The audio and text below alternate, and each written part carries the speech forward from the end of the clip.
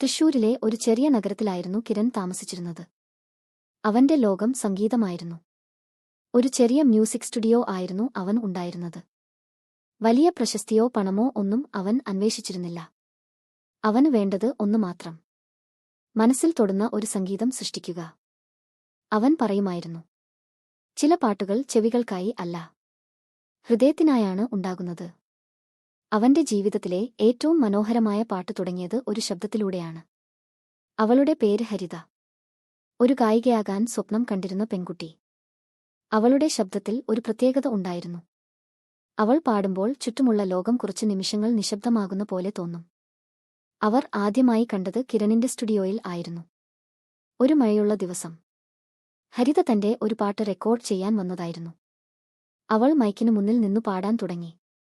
കിരൺ കണ്ണുകൾ അടച്ചു കേട്ടു. പാട്ട് അവസാനിച്ചപ്പോൾ കുറച്ച് നിമിഷങ്ങൾ അവൻ ഒന്നും പറഞ്ഞില്ല. ഹരിത ചോദിച്ചു, എങ്ങനെയുണ്ട്? കിരൺ ചിരിച്ചു. നല്ലതാണ്, അവൾ പറഞ്ഞു. അതോ? എല്ലാവരും നല്ലതാണ് എന്നാണ് പറയുന്നത്. കിരൺ അവളെ നോക്കി പറഞ്ഞു. നല്ലതല്ല, സത്യമായതാണ്. ആ വാക്ക് അവളുടെ മനസ്സിൽ തട്ടി. അന്നുമുതൽ ഹരിത പലപ്പോഴും സ്റ്റുഡിയോയിലേക്ക് വരാൻ തുടങ്ങി. പാട്ടിനായി, പക്ഷേ പതിയെ കിരണിനായി.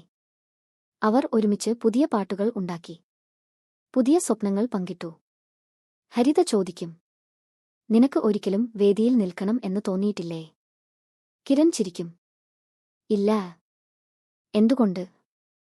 അവൻ പറയും, മറ്റുള്ളവരുടെ ശബ്ദത്തിൽ എന്റെ സംഗീതം കേൾക്കുന്നതാണ് എനിക്ക് സന്തോഷം. ഹരിത അവനെ നോക്കി പറയും, നീ വളരെ വ്യത്യസ്തനാണ്. കിരൺ ചോദിക്കും, എങ്ങനെ? അവൾ പറയും, നിനക്ക് പ്രശസ്തിയേക്കാൾ സന്തോഷമാണ് വേണ്ടത്. കാലം കടന്നു. അവരുടെ സൗഹൃദം പ്രണയമായി മാറി. അവർ ഒരുമിച്ച് മഴയുള്ള രാത്രികളിൽ പാട്ടുകൾ കേൾക്കും. കടൽത്തീരത്ത് ഇരുന്ന് ഭാവിയെക്കുറിച്ച് സംസാരിക്കും. ഒരു ദിവസം ഹരിത ചോദിച്ചു, നമ്മുടെ കഥയ്ക്ക് ഒരു പാട്ടുണ്ടാക്കിയാൽ എന്ത് പേര് നൽകും? കിരൺ ചിരിച്ചു. അറിയില്ല. അവൾ ചോദിച്ചു, എന്തുകൊണ്ട്? അവൻ പറഞ്ഞു, കാരണം നമ്മുടെ കഥ ഇപ്പോഴും പൂർത്തിയായിട്ടില്ല. അവൾ ചിരിച്ചു. അപ്പോൾ അവസാനം? അവൻ പറഞ്ഞു, സന്തോഷകരമായിരിക്കും. പക്ഷേ ജീവിതം ചിലപ്പോൾ പരീക്ഷിക്കും. ഒരു ദിവസം ഹരിത വളരെ സന്തോഷത്തോടെ വന്നു. എനിക്ക് ഒരു വലിയ അവസരം കിട്ടി. കിരൺ ചിരിച്ചു. എന്താണ്? മുംബൈയിലെ ഒരു വലിയ മ്യൂസിക് കമ്പനി എന്നെ തിരഞ്ഞെടുക്കി. അവളുടെ കണ്ണുകളിൽ സ്വപ്നങ്ങൾ.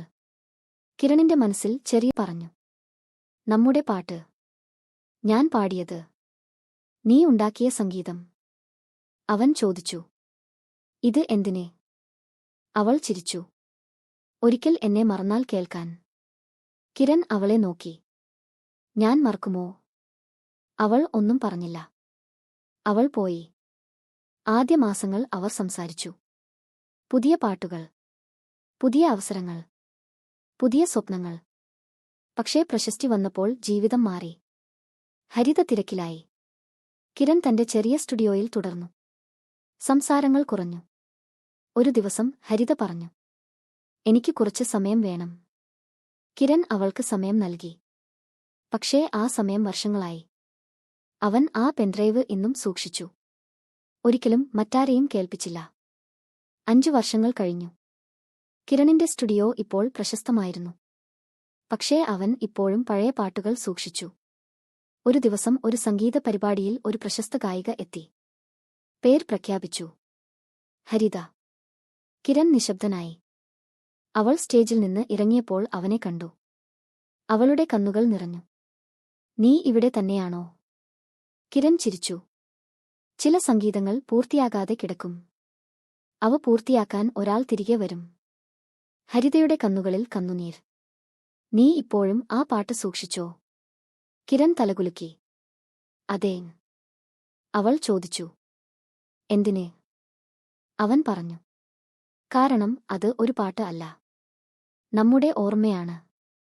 ഹരിത പതുക്കെ പറഞ്ഞു, ഞാൻ ഒരുപാട് വേദികളിൽ പാടി. ആയിരക്കണക്കിന് ആളുകൾ എന്റെ ശബ്ദം കേട്ടു. പക്ഷേ എന്നെ മനസ്സിലാക്കിയ ഒരാൾ മാത്രം ഉണ്ടായിരുന്നു. കിരൺ ചിരിച്ചു. ഇനി? അവൾ അവന്റെ കൈ പിടിച്ചു. ഇനി നമ്മുടെ അടുത്ത പാട്ട് ഒരുമിച്ച് ഉണ്ടാക്കാം. അന്ന് അവർ വീണ്ടും സ്റ്റുഡിയോയിൽ ഇരുന്നു. വർഷങ്ങൾക്ക് ശേഷം കിരൺ സംഗീതം ഉണ്ടാക്കി. ഹരിത പാടി.